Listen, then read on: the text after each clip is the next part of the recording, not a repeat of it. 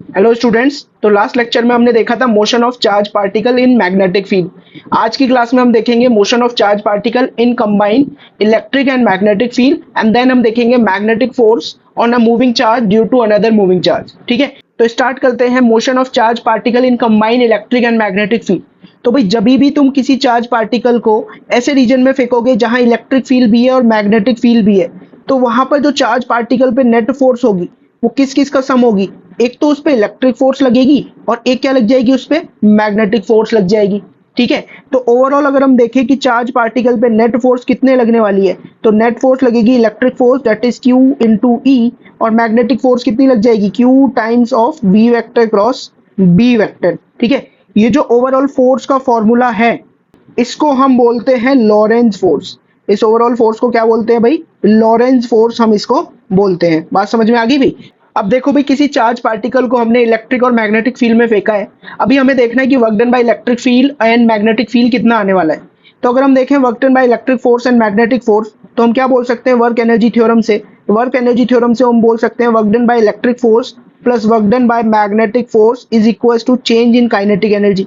और मैं पहले ही तुम्हें बता चुका हूं कि मैग्नेटिक फोर्स किसी भी चार्ज पार्टिकल पे कोई भी वर्क डन नहीं करती, क्योंकि जो मैग्नेटिक फोर्स होती है वो वेलोसिटी के परपेंडिकुलर है या फिर डिस्प्लेसमेंट ऑफ चार्ज पार्टिकल के परपेंडिकुलर है।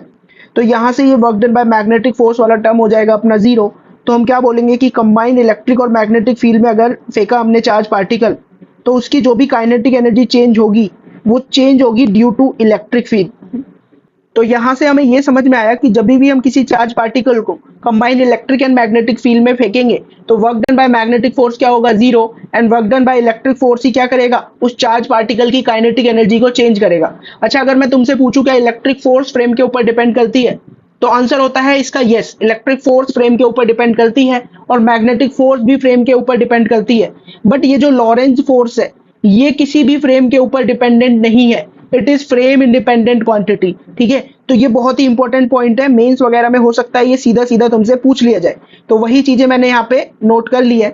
अभी हमें देखना है कि यह मैग्नेटिक फोर्स जो है ये किस तरह से फ्रेम के ऊपर डिपेंड कर रही है और क्यों डिपेंड कर रही है। ओके, तो भाई इसी को समझाने के लिए मैंने क्या किया है, एक वायर लिया हुआ है ना। वायर की वजह से अगर इसके राइट वाले रीजन में अगर तुम देखोगे तो वो magnetic field out of the plane अपने पास निकल के आ रहा है। फिर हमने क्या किया, एक चार्ज पार्टिकल को v वेलोसिटी से प्रोजेक्ट कर दिया। Due to this out of the plane magnetic field this charge particle will get deviated, है ना। फिर अपने पास था एक observer A at rest. A वाले ऑब्जर्वर ने क्या देखा कि भाई एक चार्ज पार्टिकल है जो कि v स्पीड से मूव कर रहा है, तो ए वाला पार्टिकल क्या बोलेगा कि ये जो चार्ज पार्टिकल है ये एक मैग्नेटिक फोर्स एक्सपीरियंस करेगा। बट यहां पर अपने पास एक ऑब्जर्वर बी था। ऑब्जर्वर बी सेम स्पीड से चल रहा था जिस स्पीड से चार्ज चल रहा था। तो इसने क्या देखा कि भाई with respect to observer B the charge is at rest, तो ये बोलेगा कि मैग्नेटिक फोर्स इस चार्ज पे कुछ भी लगेगी ही नहीं। ठीक है, क्योंकि अगर कोई भी चार्ज पार्टिकल मैग्नेटिक फील्ड में रेस्ट पे रखा होता है तो उस पर कोई मैग्नेटिक फोर्स नहीं लगती। अच्छा, अगर हम देखें भाई ए ने क्या बोला कि इस पे मैग्नेटिक फोर्स लग रही है चार्ज पे, बी ने बोला कि चार्ज पे कोई भी मैग्नेटिक फोर्स नहीं लग रही। तो हमें ये देखना है कि इन दोनों में से कौन सही बोल रहा है। भाई दोनों ही सही बोल रहे हैं, क्योंकि मैग्नेटिक फोर्स फ्रेम के ऊपर डिपेंड करती है। ठीक है, तो वही चीज मैंने यहाँ पे लिख दी है, तुम इसको पढ़ सकते हो। ओके, तो बच्चों नेक्स्ट है अपने पास magnetic force on a moving charge due to another moving charge. भाई यहाँ पे क्या है, दो मूविंग चार्ज है अपने पास Q1 एंड Q2। तो भाई देखो Q1 वाला चार्ज V1 स्पीड से मूव कर रहा है और हम जानते हैं कोई भी मूविंग चार्ज क्या जनरेट करेगा, वो इलेक्ट्रिक और मैग्नेटिक फील्ड दोनों जनरेट करेगा। फिलहाल हम मैग्नेटिक फोर्स को स्टडी कर रहे हैं, तो हम ये मानेंगे कि भाई इस Q1 चार्ज ने V1 वेलोसिटी की वजह से एक Q2 वाले चार्ज के रीजन में एक मैग्नेटिक फील्ड जनरेट कर दिया, है ना। उस मैग्नेटिक फील्ड की वजह से ये Q2 वाले चार्ज पे एक फोर्स लग जाएगी, because this Q2 charge is moving in the field of Q1 charge. तो हमें पहले ये फाइंड करना है कि Q2 की लोकेशन पे Q1 का मैग्नेटिक फील्ड कितना होगा, और वो हम पढ़ चुके हैं magnetic field of moving charge में। तो पहले हमें क्या देखना था, हमें देखना था magnetic field at location of charge 2 due to charge 1। भाई वो मैग्नेटिक फील्ड कितना हो जाएगा, this is magnetic field at location of charge 2 due to charge 1, B21 इसको मैंने लिखा है। तो भाई ये हो जाएगा म्यू नॉट Q1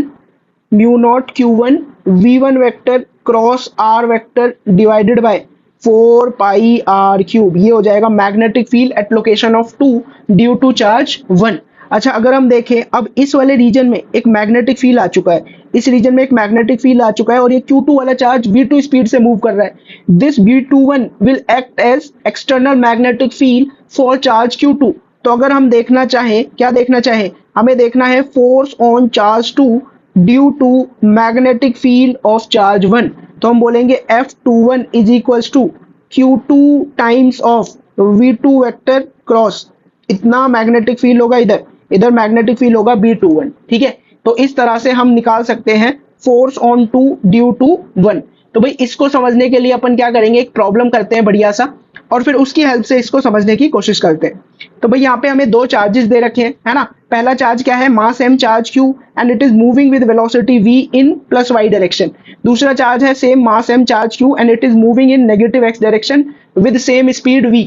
हमें बताना है फोर्स ऑन 1 ड्यू टू 2, 1 वाले चार्ज पे कितनी फोर्स लगी होगी ड्यू टू सेकंड वाले चार्ज, और हमें बताना है मैग्नेटिक फोर्स सेकंड वाले चार्ज पे कितनी लगी होगी ड्यू टू फर्स्ट वाला चार्ज। ओके, तो भाई पहले हमें क्या निकालना पड़ेगा, पहले हमें निकालना पड़ेगा magnetic field. Magnetic field F12 निकाल रहे हैं हम, तो हमें पहले निकालना पड़ेगा magnetic field at location of charge 1।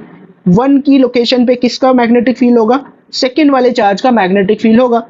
तो भाई ये हो कितना जाएगा, ये हो जाएगा B at location of 1 due to 2, ये हो जाएगा म्यू नॉट ओवर 4 पाई।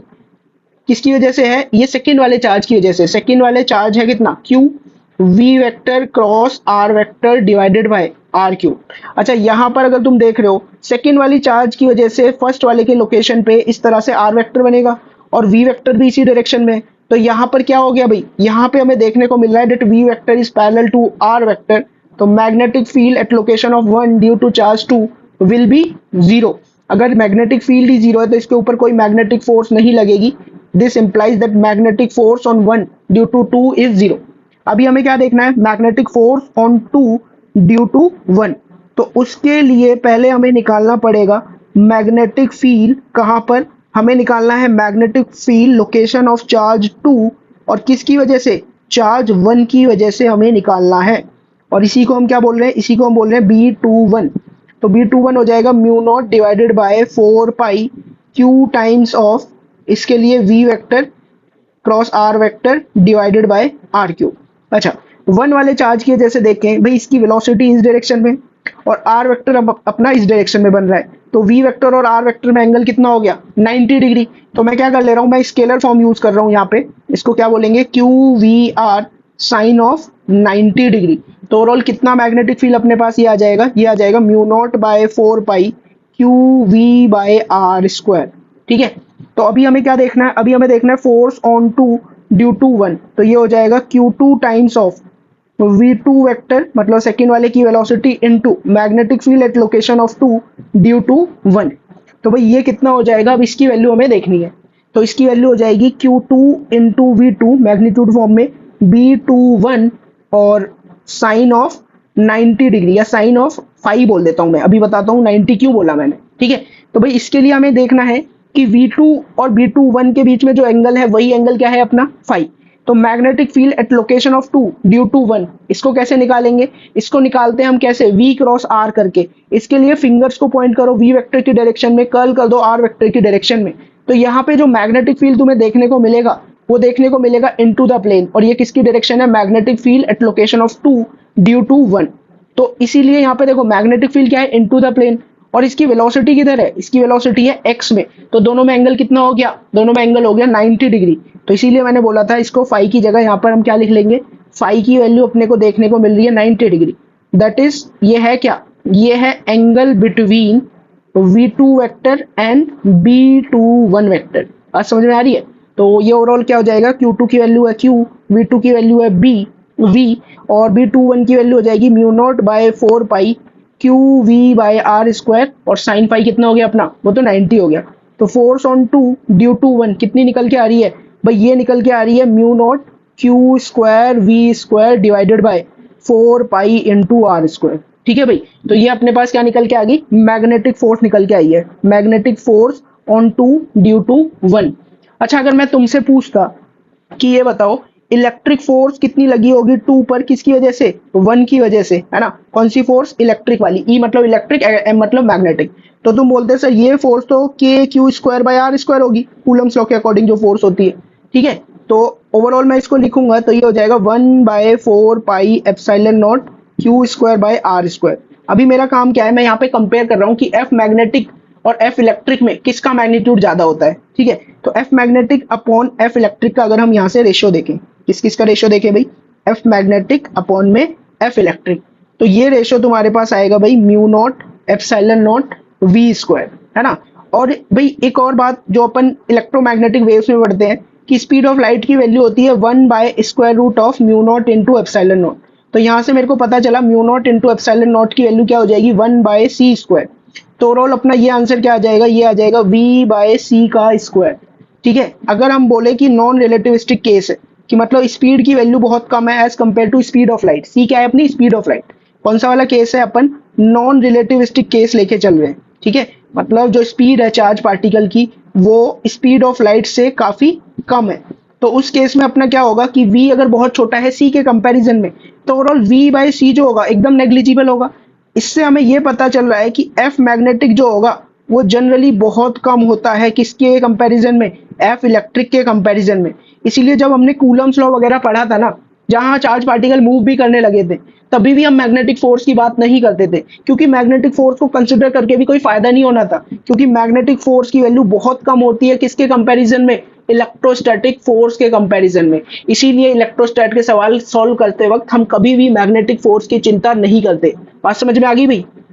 तो बच्चों नेक्स्ट टॉपिक है अपने पास motion of charge particle in cross electric and magnetic field. मतलब जो अपना चार्ज पार्टिकल है वो इस तरह से मूव कर रहा है कि उसकी वेलोसिटी इलेक्ट्रिक फील्ड के भी परपेंडिकुलर है, मैग्नेटिक फील्ड के भी परपेंडिकुलर है, और electric and magnetic field are also perpendicular to each other. मतलब वी, ई एंड बी ये आपस में म्यूचुअली परपेंडिकुलर है। तो इसमें क्या होता है, मान लो यहाँ पर अपने पास बहुत सारे चार्ज पार्टिकल थे, उनको हमने एक्सीलरेट कराया। तो भाई देखो, एक तो इधर मैग्नेटिक फील्ड इस रीजन में लाई करेगा नॉर्थ से साउथ की तरफ, और एक इलेक्ट्रिक फील्ड सेटअप हो जाएगा क्योंकि एक पॉजिटिव प्लेट हमने ऊपर रख रखी है। तो पॉजिटिव से नेगेटिव नीचे की तरफ एक क्या सेटअप हो जाएगा, इलेक्ट्रिक फील्ड, और इस डायरेक्शन में अपने चार्ज पार्टिकल्स आ रहे होंगे, ठीक है। तो हमें इलेक्ट्रिक और मैग्नेटिक फील्ड की वैल्यू इस तरह से सेट करनी है कि ये जो चार्ज पार्टिकल है वो स्ट्रेट चला जाए, वो कहीं भी डेविएट ना हो, ठीक है, अपने पाथ पे वो बना रहे, ओके। तो इसको समझने के लिए मैंने यहाँ पर थोड़ा सा इजी डायग्राम बना दिया है तुम्हारी हेल्प के लिए कि ऊपर क्या है अपने पास पॉजिटिव प्लेट है, नीचे क्या है अपने पास नेगेटिव प्लेट है, और मैग्नेटिक फील्ड कैसा है अपने पास, इनटू द प्लेन वाला मैग्नेटिक फील्ड हमने लगा रखा है। तो क्लियरली तुम देख रहे हो पॉजिटिव से नेगेटिव की तरफ एक इलेक्ट्रिक फील्ड सेटअप हो गया है नीचे की तरफ, और magnetic field into the plane है। मतलब इलेक्ट्रिक फील्ड और मैग्नेटिक फील्ड एक दूसरे के परपेंडिकुलर है, और चार्ज पार्टिकल अपना ये इस तरह से स्ट्रेट चला गया, वो डेविएट हुआ ही नहीं। अगर डेविएट नहीं हुआ तो अगर मैं किसी भी सिचुएशन पे, मान लो यहाँ पे जब चार्ज पार्टिकल आया होगा तो स्टिल वो डेविएट नहीं हुआ होगा, तो हमें दिख रहा है भाई उस पर इलेक्ट्रिक फोर्स किधर लगेगी, इलेक्ट्रिक फोर्स लगेगी अलोंग इलेक्ट्रिक फील्ड, अगर वो पॉजिटिव चार्ज है, Q इंटू ई। और ये जा किधर की तरफ रहा था, ये जा रहा था भाई राइट की तरफ, तो इधर इसकी वेलोसिटी थी, और फिंगर्स को पॉइंट करो वेलोसिटी की डायरेक्शन में और उन्हें कर्ल कर दो नीचे की तरफ, तो तुम्हारा थंब ऊपर की तरफ आ जाएगा, है ना। थंब ऊपर की तरफ आ जाएगा तो तुम समझ जाओगे इस पे मैग्नेटिक फोर्स किधर लग रही है, तो इस पे मैग्नेटिक फोर्स लग रही है ऊपर की तरफ, और कितनी लगेगी, QVB sin 90। वेलोसिटी और मैग्नेटिक फील्ड के बीच का एंगल कितना, 90 डिग्री, तो ऊपर की तरफ फोर्स लगी QVB।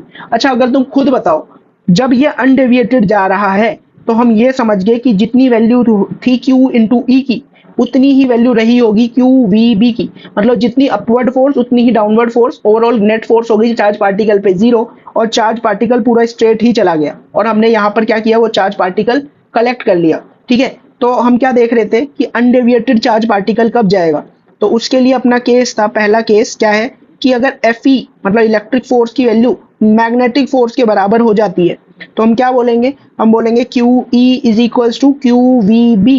तो यहाँ से वेलोसिटी कितनी निकल के आ रही है, चार्ज पार्टिकल के पास अगर उसको अनडेविएटेड जाना है तो उसकी वेलोसिटी E/B फिक्स वेलोसिटी होनी चाहिए, इसीलिए इसको क्या बोला गया है, वेलोसिटी सिलेक्टर। मतलब ये उन्हीं चार्ज पार्टिकल को अनडेविएटेड भेजेगा जिनकी वेलोसिटी इस सिलेक्शन रूल को फॉलो कर रही होगी। सिलेक्शन रूल क्या है, V is equal to E/B। तो अगर ऐसा हो रहा होगा तो पार्टिकल कैसा मूव करेगा, पार्टिकल मूव अनडिफ्लेक्टेड, है ना। पार्टिकल कैसे मूव करेगा भाई, अनडिफ्लेक्टेड वो मूव करेगा, एकदम स्ट्रेट चला जाएगा। अच्छा, अगर इसी में मैं दूसरा क्वेश्चन पुट करूं कि अगर एफ ई की वैल्यू कम हो जाए एफ मैग्नेटिक की वैल्यू से, तो मतलब तुम क्या देखोगे भाई, तुम इस वाले डायग्राम के अकॉर्डिंग देखोगे कि ऊपर की तरफ जो फोर्स है वो बढ़ जाएगी, है ना, मतलब क्यू ई जो है वो अपनी लेस होगी क्यू वी बी से। अगर वेलोसिटी मतलब ग्रेटर हो गई ई बाय बी से, अगर वेलोसिटी ई बाय बी से ग्रेटर होगी तो हमें दिख रहा है एफ मैग्नेटिक की वैल्यू ज्यादा है, तो चार्ज पार्टिकल जो है वो किधर की तरफ डिफ्लेक्ट हो जाएगा, वो चार्ज पार्टिकल डिफ्लेक्ट हो जाएगा ऊपर की तरफ। तो यहाँ पर हम लिखेंगे पार्टिकल विल डिफ्लेक्ट अपवर्ड्स। बात समझ में आ गई भाई। नेक्स्ट केस और लास्ट केस इस वाले में जो अपना बनता है वो बनता है कि अगर एफ ई की वैल्यू बड़ी हो जाए एफ मैग्नेटिक से, अगर एफ ई की वैल्यू बड़ी हो जाए एफ मैग्नेटिक से, मतलब क्यू ई की वैल्यू बड़ी हो जाए क्यू वी बी से, मतलब वेलोसिटी की वैल्यू छोटी हो जाए ई बाय बी से। अगर वेलोसिटी की वैल्यू ई बाय बी से छोटी होगी तो हमें यहाँ पे क्या दिखा कि एफ ई की वैल्यू ज्यादा है एफ बी कम है, तो चार्ज पार्टिकल ओवरऑल किधर की तरफ डिफ्लेक्ट हो जाएगा, चार्ज पार्टिकल डाउनवर्ड डायरेक्शन में अपना डिफ्लेक्ट हो जाने वाला है। ठीक है भाई, बात समझ में आ रही है। तो यहाँ पर हम क्या लिखेंगे, यहाँ पर हम लिखेंगे that the charge particle will deflect, किधर की तरफ डिफ्लेक्ट हुआ था चार्ज पार्टिकल अपना डाउनवर्ड्स डिफ्लेक्ट हुआ था, तो charge particle will deflect downwards. ठीक है भाई। नेक्स्ट देखो भाई, अपने को एक क्वेश्चन दे रखा है, ये काफी बढ़िया सवाल है। इसमें बोला हुआ है if in an uniform electric field and uniform magnetic field the net force on a charge particle is zero, तो हमें बताना है कौन सी जो कंडीशन है वो सेटिस्फाई हो रही होगी उस केस में।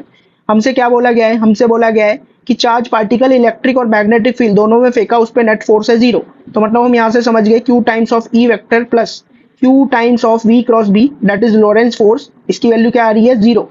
तो रोल यहाँ से अपने पास रिलेशन आ जाएगा E vector is equal to minus of V cross B, और क्रॉस प्रोडक्ट की प्रॉपर्टी से हम बोल सकते हैं कि इलेक्ट्रिक फील्ड परपेंडिकुलर रहेगा वेलोसिटी के, एंड इलेक्ट्रिक फील्ड जो है वो परपेंडिकुलर रहेगा किसके, मैग्नेटिक फील्ड के भी। तो यहाँ से हम बोल सकते हैं E vector must be perpendicular to B vector and E vector must be perpendicular to V vector. ठीक है भाई, हो गया प्रॉब्लम सॉल्व।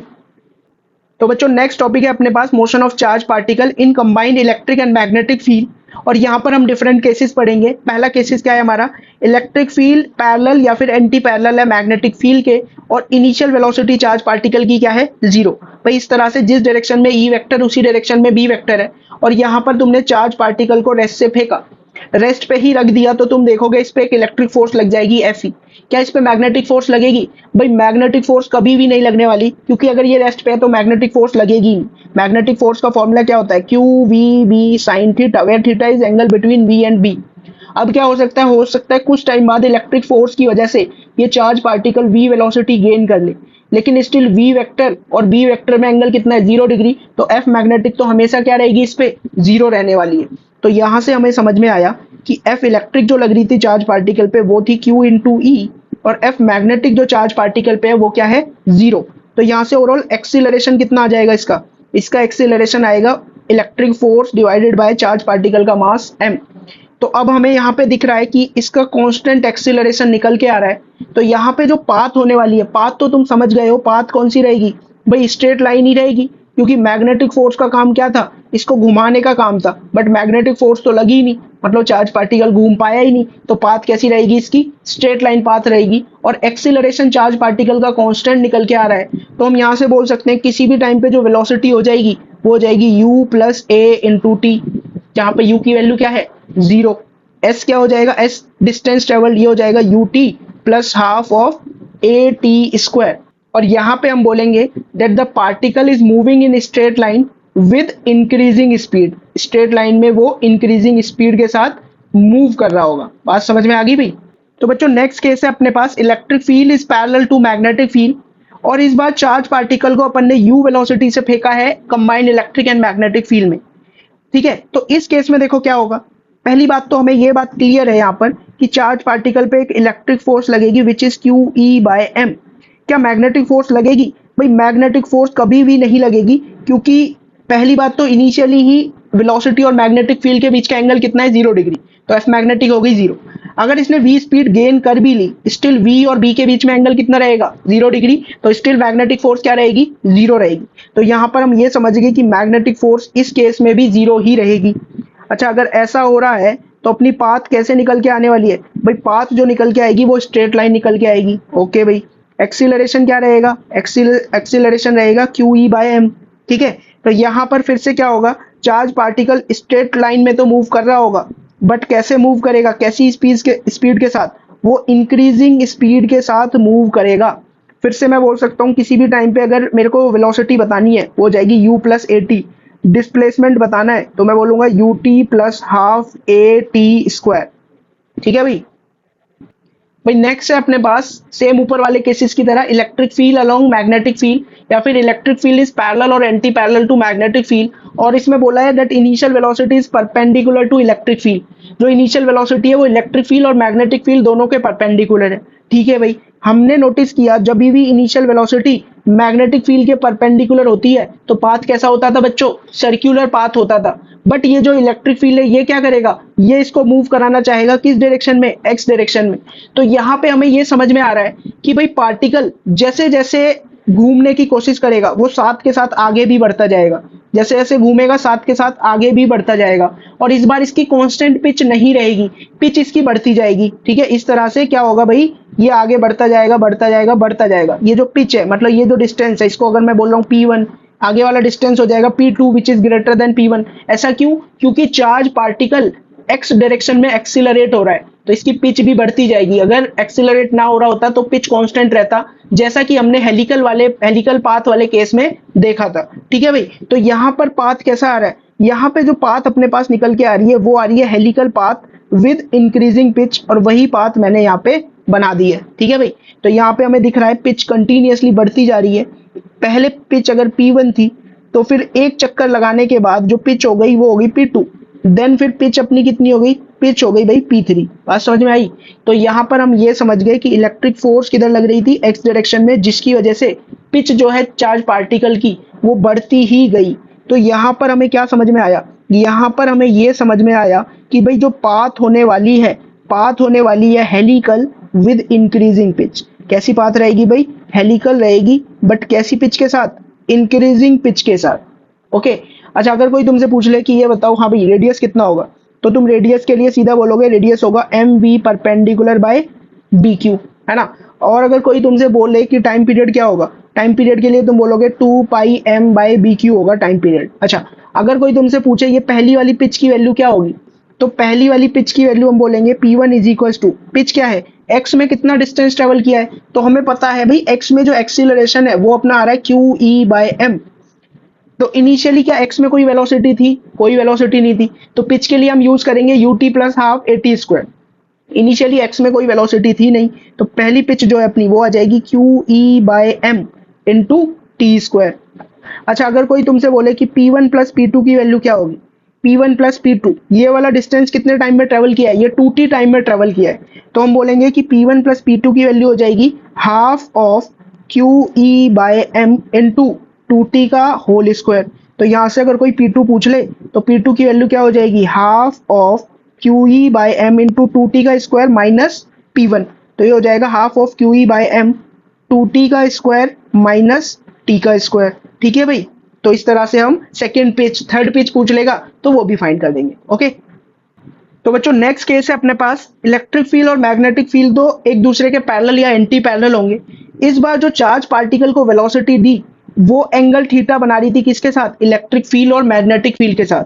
तो अगेन हमने क्या देखा भाई, इस वेलोसिटी के दो कंपोनेंट करे जा सकते हैं, एक तो अलोंग द फील्ड आएगा, अलोंग द फील्ड कितना आ जाएगा, इसको यू पैरेलल बोल रहे हैं जो कि यू कॉस थीटा हो जाएगा, और एक होगा परपेंडिकुलर फील्ड जिसको हम बोल रहे हैं यू परपेंडिकुलर। ओके, ये यू परपेंडिकुलर क्या करने की कोशिश कर रहा है भाई, ये यू परपेंडिकुलर इसको सर्कुलर मोशन कराने की कोशिश कर रहा है, because u perpendicular is velocity which is perpendicular to magnetic field. ये यू पैरेलल क्या कर रहा है, इसको आगे की डायरेक्शन में लेके जाने की कोशिश कर रहा है, और आगे की ही डायरेक्शन में इस पे क्या लग रही होगी, इलेक्ट्रिक फोर्स लग रही होगी। तो इलेक्ट्रिक फोर्स Fe, और ये यू पैरेलल क्या चाहते हैं कि ये पार्टिकल आगे बढ़े, यू परपेंडिकुलर क्या चाहता है कि ये पार्टिकल सर्कुलर मोशन करे। तो ओवरऑल मोशन क्या निकल के आएगा, ओवरऑल निकल के आएगा helical path with increasing pitch, क्योंकि एक्स डायरेक्शन में एक्सीलरेट कर रहा है इसीलिए इसकी पाथ जो निकल के आ रही है वो क्या निकल के आ रही है अपने पास, helical with increasing pitch. Okay, तो यहां पर यू पैरेलल क्या था अपने पास, यू पैरेलल था यू कॉस थीटा, और u परपेंडिकुलर क्या था अपने पास, u साइन थीटा। अच्छा फिर से वही, कोई अगर पिच 1 की वैल्यू पूछे, फर्स्ट पिच की वैल्यू, तो उसके लिए हम देखेंगे फर्स्ट पिच मतलब ये वाला डिस्टेंस P1 की बात कर रहे हैं, देन ये वाला डिस्टेंस अपना P2 हो जाएगा, देन इसके आगे वाला डिस्टेंस क्या हो जाएगा अपना P3 हो जाएगा। कोई अगर फर्स्ट पिच पूछ रहा है तो मैं बोलूंगा कि भाई ये x की में है ना, तो x में इनिशियल वेलोसिटी है u cos theta, P1 cover करने में टाइम लगा t, plus half of Q E by M into t का स्क्वायर, ये हो जाएगी अपनी P1 की वैल्यू। अच्छा कोई अगर पूछ ले P1 प्लस P2 की वैल्यू, तो P1 प्लस P2 की वैल्यू सेम जैसे ऊपर किया था, हम इसको बोलेंगे u cos theta into 2t plus half of Q E by M into 2t का स्क्वायर। तो बच्चों फिर P2 की वैल्यू अपने पास क्या आएगी, P1 की वैल्यू वगैरह पुट कर देंगे तो ये अपने पास आ जाएगा u cos theta into t plus half of Q E by m minus नहीं ब्रैकेट 2t का स्क्वायर माइनस t का स्क्वायर, ये क्या आ गई अपने पास P2 की वैल्यू। ओके तो बच्चों नेक्स्ट क्वेश्चन देखो, हमें क्या दिया गया है, हमें फाइंड करनी है वेलोसिटी ऑफ चार्ज पार्टिकल जब उसका x कोऑर्डिनेट x0 हो जाएगा। तो यहाँ पर कोई चार्ज पार्टिकल अपन ने v0 वेलोसिटी से फेंका, इलेक्ट्रिक फील्ड और मैग्नेटिक फील्ड दोनों x डायरेक्शन में थे, तो हमें क्या निकालना है, इसकी वेलोसिटी जब x कोऑर्डिनेट क्या हो चुका होगा, x0 हो चुका होगा। ठीक है भाई, तो इसके लिए हम क्या करेंगे, इसके लिए हम एक काम करेंगे, हम यूज करेंगे work energy theorem. Work energy theorem बोलिए, work done by electric field plus work done by magnetic field is equal to change in kinetic energy. Work done by electric field कितना हो जाएगा भाई, देखो इलेक्ट्रिक फोर्स तो इसी direction में लग रही है एफ इलेक्ट्रिक, और कुछ टाइम बाद चार्ज पार्टिकल इधर पहुंच जाएगा। तो इनिशियली मान लेते हैं कि ये ओरिजिन से स्टार्ट हुआ था, तो ये कितना डिस्टेंस मूव कर गया x0, तो work done by electric field कितना आ जाएगा, work done by electric field हो जाएगा electric force into x0। Electric force की वैल्यू क्या होगी, q इंटू ई इंटू में x0, this is the work done by electric field.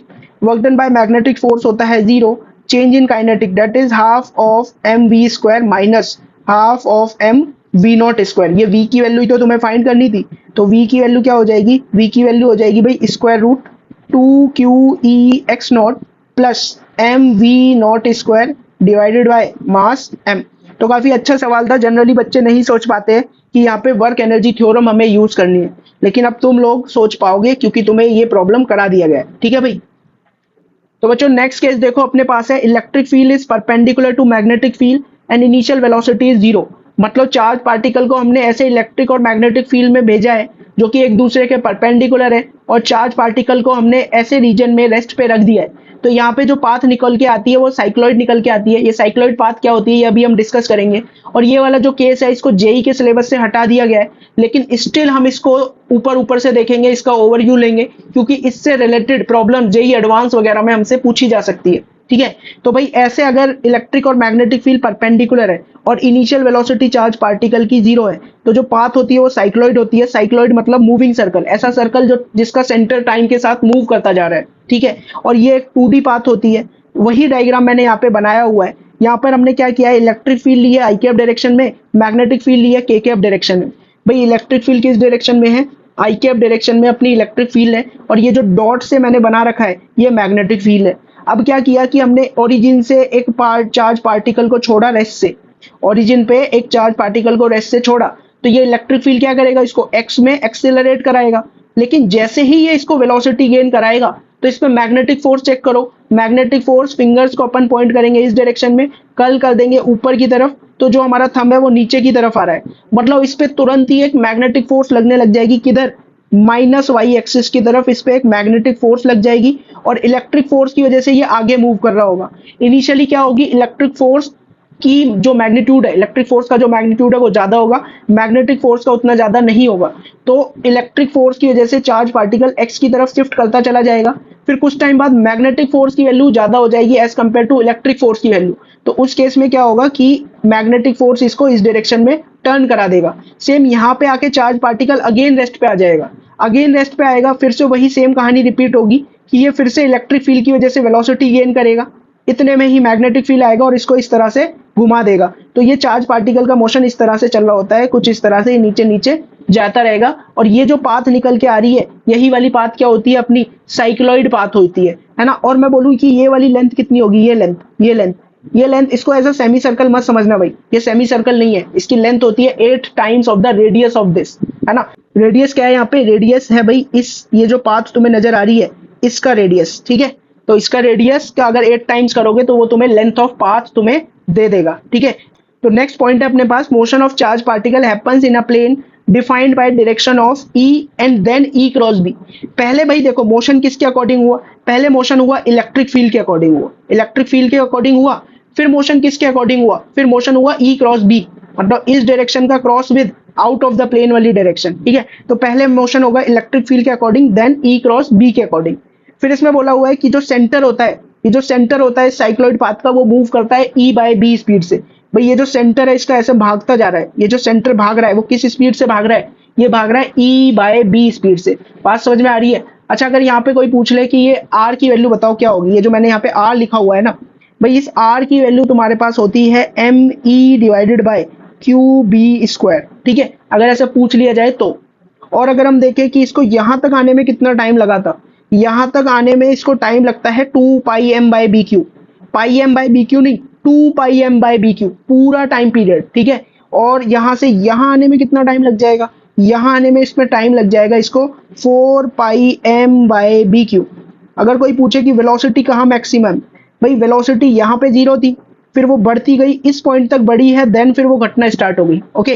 तो वेलोसिटी किस पॉइंट पे मैक्सिमम होगी, भाई वेलोसिटी इस वाले पॉइंट पे मैक्सिमम होती है। ये जो तुम्हें सेमी सर्कुलर टाइप पाथ नजर आ रहा है, इसके टॉप मोस्ट पॉइंट पे जो वेलोसिटी होती है वो क्या होती है, मैक्सिमम होती है। और डायरेक्शन क्या होगी उसकी, नीचे की तरफ होगी। बात समझ में आ रही है। तो साइक्लॉइड से रिलेटेड बस यही सारे पॉइंट है जो तुमसे पूछे जाएंगे। इवन मैं बोलूं तो ये सिर्फ 4 पॉइंट ही पूछे जाएंगे, इससे ज्यादा नहीं पूछा जा सकता, ठीक है। तो बस साइक्लॉइड में इतनी चीजें हम जानेंगे, इससे ज्यादा जानने की जरूरत अपने को नहीं है, क्योंकि ये सारी चीजें अपन इंजीनियरिंग में पढ़ते हैं, ओके। आई होप जो भी आज के लेक्चर में मैंने चीजें कराई हैं वो बढ़िया तरीके से तुम्हें समझ आ गई होंगी। अगर स्टिल कोई डाउट है तो तुम टेलीग्राम पे पूछ सकते हो या फिर कॉमेंट सेक्शन में अपनी कॉमेंट ड्रॉप कर सकते हो, ओके।